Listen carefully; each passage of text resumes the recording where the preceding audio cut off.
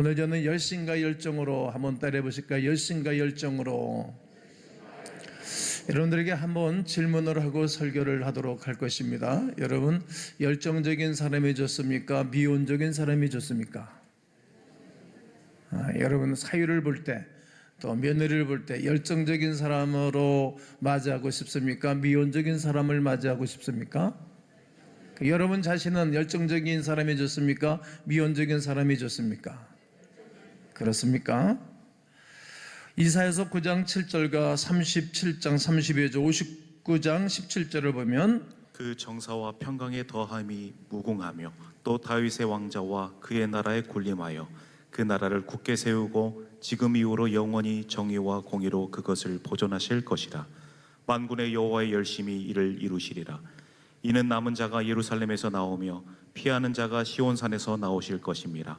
만군의 여호와의 열심히 이를 이루시리이다. 공의를 갑옷으로 삼으시며 구원을 자기의 머리에 써서 투구로 삼으시며 보복을 속옷으로 삼으시며 열심을 입어 겉옷으로 삼으시고. 하나님의 속성은 열심입니다.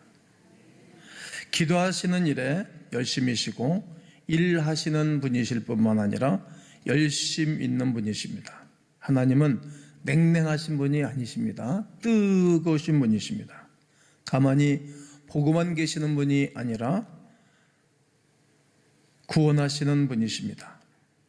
우리 인간 역사에 친히 개입하시는 분이십니다. 역시 이사야서 6장 1절을 다 함께 보겠습니다. 시작. 우시야 왕이 죽던 해에 내가 본즉 주께서 높이 들린 보좌에 앉으셨는데 그의 옷자락은 성전에 가득. 그렇습니다. 우리의 역사 속에 찾아오셔서 백성들 전체를 돌보고 전체의 관심을 보이시는 분이십니다. 하나님의 백성을 위해 열심히 일하시고 적극적으로 도와주시는 분이십니다. 오늘도 우리 가운데 찾아오셔서 도우시는 은혜를 온 성도가 누리기를 주의 이름으로 축복합니다. 그 하나님은 적극적인 분이십니다. 읽어보실까요? 시작. 하나님께서 이스라엘 백성들 40년 동안의 광야 생활에 보고만 계신 분이 아니셨습니다.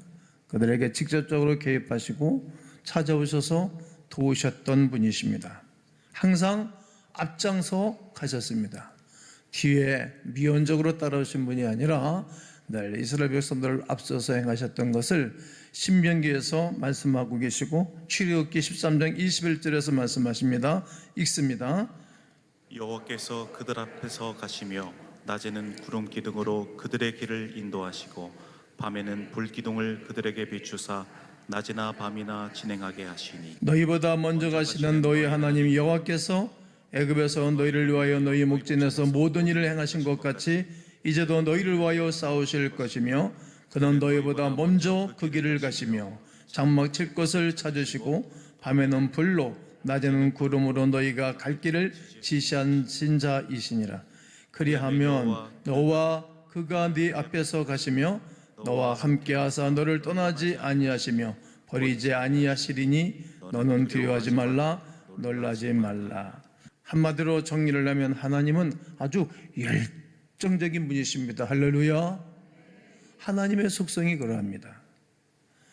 늘 귀한 일에 이스라엘 백성들에게 앞장서서 나가셨던 분이십니다. 우리가 하나님 앞에 기도하니까 마지못해서 들어주시는 분이 아니시라, 마지못해 들어주신 분이 아니고 하나님이 미리 다 준비해 놓으신 것을 우리에게 허락해 주시는 분이십니다. 애굽 땅에서 이스라엘 백성들이 430년을 살았습니다. 그들은 가나안 땅에 한 번도 가본 적이 없습니다. 그런데 그들에게 가나안 땅을 준비해 놓으시고 거기로 가라는 것입니다. 민족적인 비전을 그들에게 허락해 주셨던 것입니다.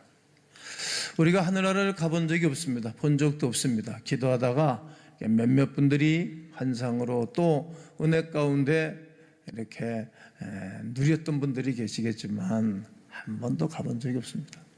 그런데 하나님은 다 준비해 놓으신 것입니다. 믿어지십니까? 준비해 놓으셨다는 거예요.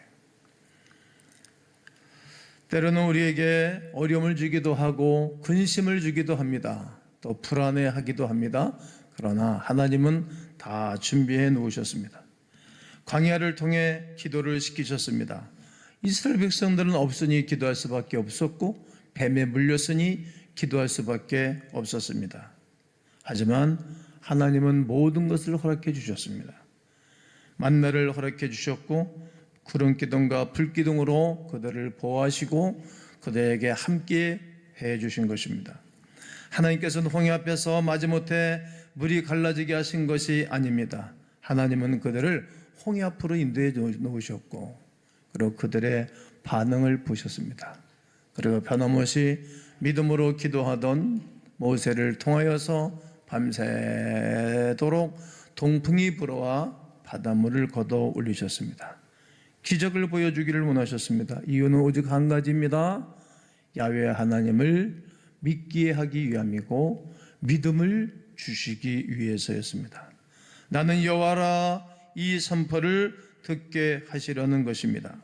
때로는 마실 물을 얻게 하셨습니다. 그들은 물이 없는 곳으로 이끌어 가셨습니다. 그러나 하나님은 반석을 치게 해주셨고 그런 말미암아 생수가 솟아 올라와서 그들은 마시게 하셨습니다.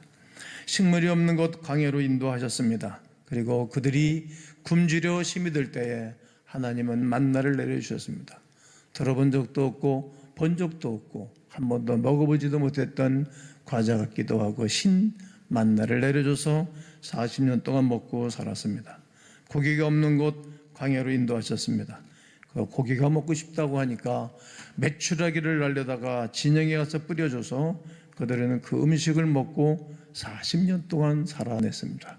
그래서 저는 늘 전도서 8장 12절 말씀을 붙잡고 여호와를 경외하는 자들은 잘 될 것이요 이 말씀을 붙잡고 늘 이렇게 외치는 것입니다. 잘 됩니다. 계속 잘 됩니다. 끝까지 잘 됩니다. 역사의 주관자일 뿐만 아니라 우리 개인의 주인이시고 개인의 아버지이시고 인류의 아버지인 것을 우리는 알 수가 있습니다. 이런 하나님을 닮은 예수님의 열심은 어떠합니까? 높은 의자에만 앉아 계신 분이 아니셨습니다. 책상에만 계신 분이 아니셨습니다. 당신 혼자 즐겁게, 당신 혼자 행복하게, 당신 혼자 자유를 누리며 사신 분이 아니셨습니다. 빌립보서 2장 6절과 8절을 읽겠습니다. 다 함께 읽습니다.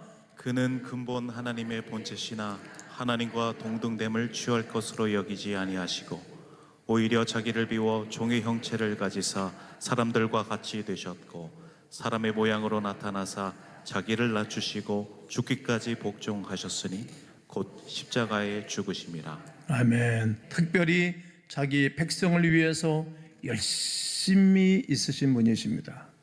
당신이 사랑하는 민족을 위해서도 열심히 있는 분이십니다. 그리고 하나님은 행동하시는 분이십니다. 이스라엘 백성들이 믿었던 하나님은 바로 행동하셨던 분이십니다. 바로왕과 직접 싸워주신 분이십니다. 바로왕은 적그리스도의 모형입니다. 여러분, 흑암의 세력과 원수 마귀가 싸우는 분은 하나님이 싸워주시는 것이지 우리는 싸워 이길 수가 없습니다. 하나님 아들 예수 그리스도께서 이 땅에 나타나신 것은 마귀의 일을 멸하러 오셨기 때문입니다. 그분의 십자가에 죽으심과 부활하심으로 그는 이미 머리가 상했고 오늘 우리에게는 예수 그리스도의 승리로 말미암아 이기게 하시는 것입니다. 애굽 땅에서 강제로 이끌어내신 분도 하나님이셨습니다. 우리를 죄악 가운데서도 이끌어내신 분이 바로 우리 주 예수 그리스도이십니다. 오늘까지 오게 하신 분도 하나님이십니다. 신명기 1장 31절을 다 함께 읽겠습니다. 시작. 광야에서도 너희가 당하였거니와 사람이 자기의 아들을 안는 것 같이 너희의 하나님 여호와께서 너희가 걸어온 길에서 너희를 안으사 이곳까지 이르게 하셨느니라 하나. 이처럼 우리 주님이 안고 손잡고 얻고 오셨다는 거예요. 몇 년 동안? 40년 동안 말이죠. 아니 지금도 변함없이 이렇게 하나님은 행동하시는 분이십니다. 결국 하나님이 원하시는 곳으로 우리를 이끌어 가시는 것입니다. 우리가 아무리 발버둥 쳐도 우리가 불순종을 해도 우리가 하나님 앞에 정반대의 길을 걸어가도 하나님은 이리 역사하시고 저리 역사하시고 여러 가지 방법을 통하여 당신이 기뻐하는 곳으로 인도해 가십니다. 성경 속의 모든 사람들을 건지시는 모습을 보겠습니다. 모세에게 나타나신 하나님의 모습은 어떤 모습입니까? 하나님의 모습은 모세를 통해서 잘 나타내주고 있습니다. 모세의 불같은 성격은 그 당시 하나님의 속성을 드러내주고 있습니다. 여호와는 불같이 뜨거운 분이시기 때문입니다. 아주 강렬한 분이십니다. 우리가 믿은 하나님은 바로 이러한 분입니다. 우리 위하여 최선을 다해 주시는 하나님이십니다. 우리를 살리기 위해 어떤 희생도 감수하시는 하나님이십니다. 이 뜨거우신 하나님을 여러분과 저와 모든 이들이 받아야 할 신앙의 모범입니다. 어떤 것입니까? 두 가지입니다. 여러분과 제가 열심 있는 사람이 되어야 합니다. 열정적인 사람이 되어야 합니다. 때로는 실수할 수 있을 것입니다. 그래도 다시 열심히 열정을 내야 됩니다. 모세가 얼마나 실수가 많았습니까? 그러나 하나님은 모세를 내치거나 모세를 버리지 않으셨습니다. 그를 끝까지 붙잡아 주었고 그를 온유한 사람으로 만들어 주셨고 그리고 그를 들어 사용하셨기 때문입니다. 무엇이 모세로 하여금 위대한 지도자가 되게 하였을까 생각해 보면 그게 불같은 성격입니다. 자기 민족을 때린다고 애굽 병사를 때려서 죽여 모래에 묻었습니다. 얼마나 불같은 성격입니까? 또 열정적인 감성이 사람입니다. 또 사람을 사랑하는 사람입니다. 민족을 생각하는 사람입니다. 하나님이 주시는 비전에 사로잡힌 사람입니다. 바로 왕 앞에 가서 내 백성 내놓으시오. 그리고 이 민족이 광야에 가서 하나님을 예배하게 될 것이라고 아주 강하게 하나님의 은혜를 받고 변화받은 사람의 모습입니다. 이것 때문에 하나님이 그를 들어 사용하시고 써주셨던 것입니다. 하나님은 역사의 비관자들을 사용하시지 않습니다. 비판, 원망, 불평, 불만을 토해놓는 사람을 사용하시지 않습니다. 열심히 행동하는 사람이라되 의로운 행동을 하는 사람들을 사용하시고 좋아하십니다. 그러므로 저는 여러분과 제가 열정과 열심히 있는 하나님의 사람들이기를 축복합니다. 예수님의 제자 베드로를 찾아보겠습니다. 예수님께서는 왜 베드로를 선택하셨고 왜 그를 수제자로 세우셨을까? 생각해 보아야 됩니다. 베드로는 여러 가지 단점이 많았습니다. 첫째는 조심성 없는 성격의 사람입니다. 사람이 조심해야 되잖아요. 아무 데서나 말 타고 나오고 말 가르고 나오고 그러면 아니 됩니다. 자기 위치와 자기 자리에 따라서 나서야 됩니다. 그런데 조심성이 없는 거예요. 죽을지라도 오기같이 가겠습니다. 그리고 배신을 하였습니다. 부족한 지식의 사람입니다. 당시에 어부였습니다. 지식이 많지가 않습니다. 부유하지 못한 가정에서 그는 성장하였습니다. 식구가 딸린 가장입니다. 가장이 되면 부양 가족들이 있어서 늘 힘이 들지요. 그의 베드로의 장모가 열병이 나와서 고생할 때 예수님이 들어가서 열병을 치료해 주었습니다. 그러니까 양쪽 가문에 돌볼 수밖에 없는 사람입니다. 어부라는 직업을 가졌습니다. 이와 같이 여러 가지 단점과 부족한 점이 많았던 사람이 베드로였습니다. 하지만 예수님은 베드로를 수제자로 세우셨습니다. 그 이유가 무엇일까요? 첫째는 행동하는 사람이에요. 고기 그물을 던지고 또 던지고 또 던졌어요. 예수님이 가서 물었어요. 얘야, 잡힌 것이 있니? 그랬더니 밥이 맞도록 수고하였어도에 밥이 맞도록 수고하였을 때 이런 고백을 합니다. 또 던지고 또 던지는 거예요. 우리나라에 농구 대통령이라는 선수 있잖아요. 배를 던지는 거예요. 그리고 언젠가 그가 나와서 인터뷰를 했는데 잠을 잘 때도 농구공을 끌어안고 잔다는 거예요. 그럼 누워가지고 계속 볼때에다가 던지는 되는 거예요. 던지고 또 던지고. 그러니까 농구 대통령 되는 것 아니겠습니까? 베드로는 열정적인 사람입니다. 행동하는 사람입니다. 또 던지고 그물을 또 던지고. 우리가 성공하지 못했을지라도, 전도에 성공하지 못했을지라도 또 던지고 또 찾아가고, 그게 사역자가 아니겠습니까? 그는 고백하는 사람입니다. 항상 예수님과 함께 하겠다라고 고백했습니다. 그는 감정적인 사람입니다. 닭이 울 때 자신도 함께 울었습니다. 자기의 부끄러움이 기억났기 때문입니다. 잘못하고 난 다음에도 끝까지 내대고, 잘못했는데도 끝까지 심이 뚝 따는 사람은 소망이 없습니다. 열심히 있는 사람입니다. 항상 주님과 함께 했습니다. 말이 그렇지 여러분, 3년 반 동안 늘 주님을 따라다니기가 쉽지는 않았을 것입니다. 친구들의 유혹, 다른 사람들의 유혹, 양가 어려운 문제를 해결하는 일, 오죽하면 내가 부모를 장사하고 주를 따르겠습니다. 이렇게 대답을 하니, 야, 죽은 자가 죽은 자를 장사하게 하고 너는 나를 따르라. 매일같이 주님을 온전히 따르기가 쉽지가 않습니다. 그러나 그는 그 길을 걸어갔습니다. 열정적인 사람입니다. 십자가를 거꾸로 졌습니다. 생각하기보다 먼저 실행하는 사람입니다.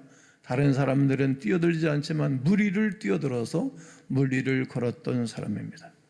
개선하지 않는 사람입니다.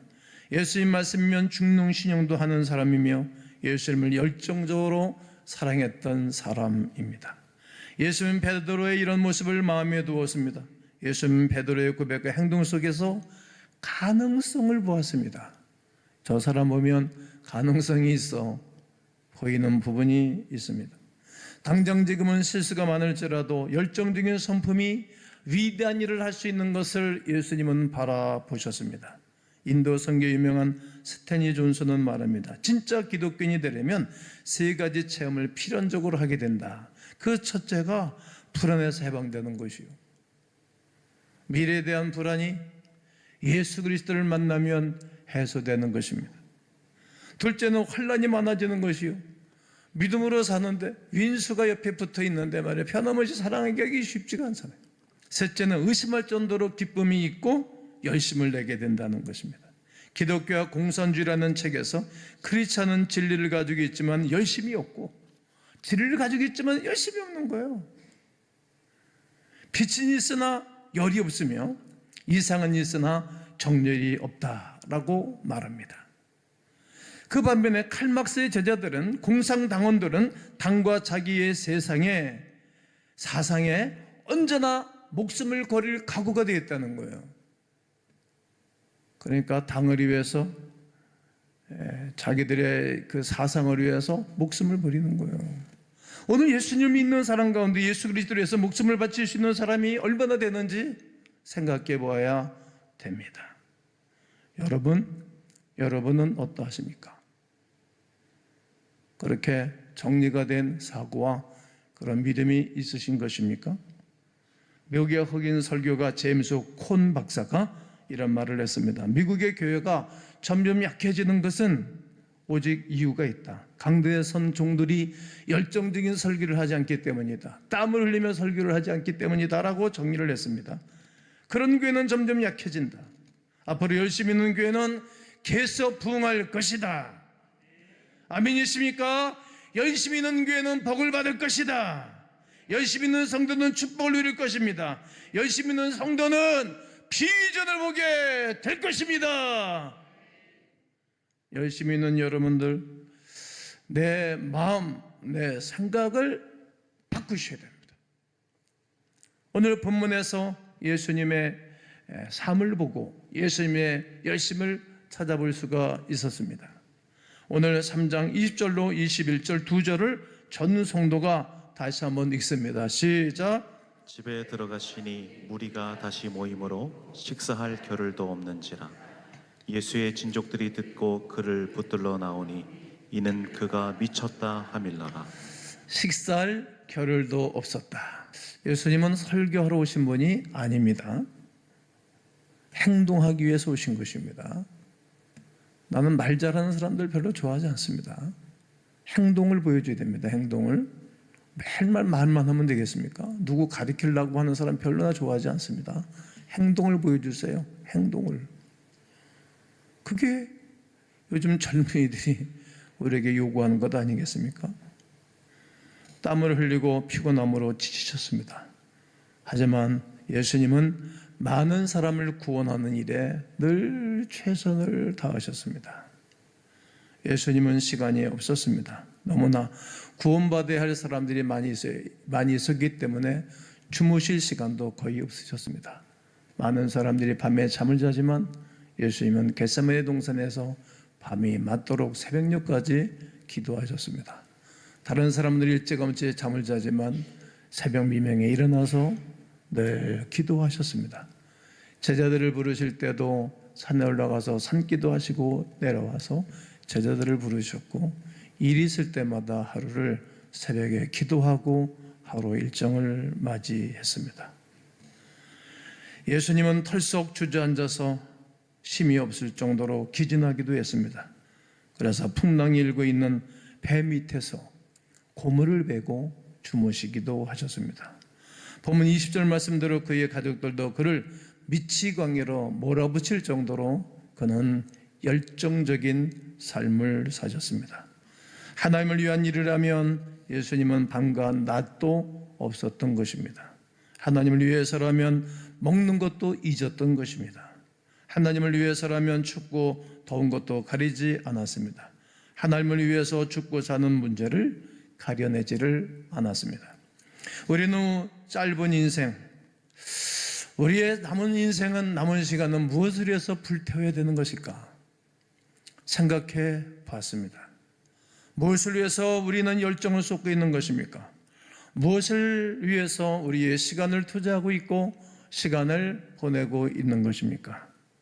그러므로 생각해보고 정리를 해본다면 열심으로 이 땅을 살아야 되는데 하나님의 백성들을, 영혼을 구원하는 일에 열심히 있어야 됩니다. 이렇게 열정적인 삶을 살지 않고 있다면 회개하는 것이 마땅하다 생각합니다. 뜨겁든지 차든지 해야 된다고 성경은 우리에게 말씀하고 있기 때문입니다.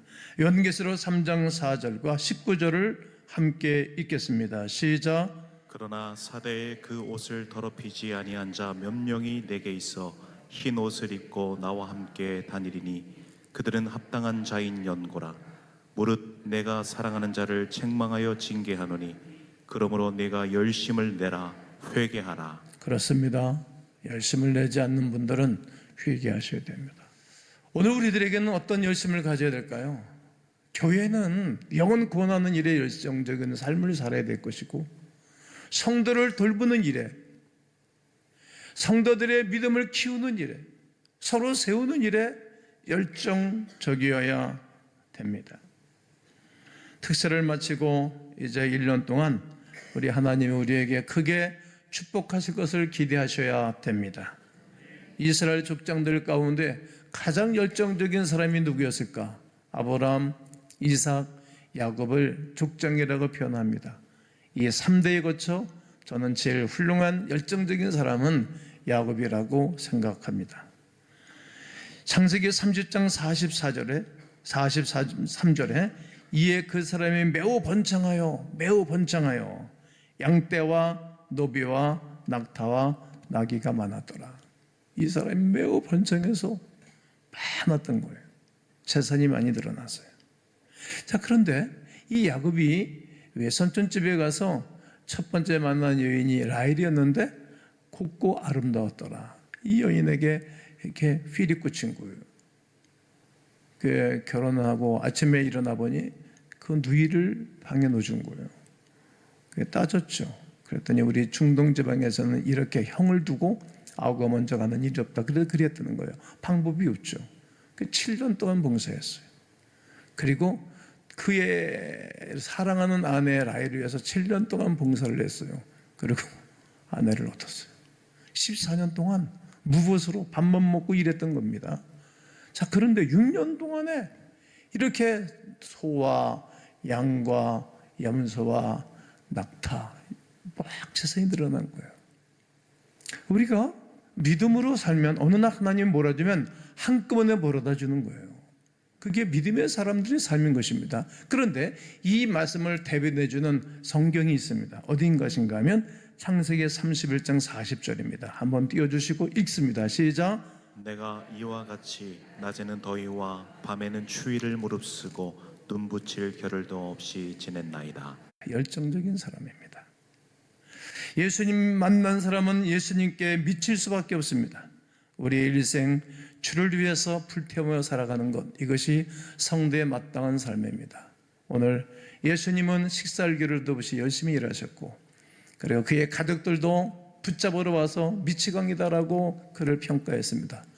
난 여러분과 제가 주변 사람들로 하여금 미치광이라는 말을 들어가며 열정적인 은혜가 회복하기를 주님의 이름으로 축원합니다.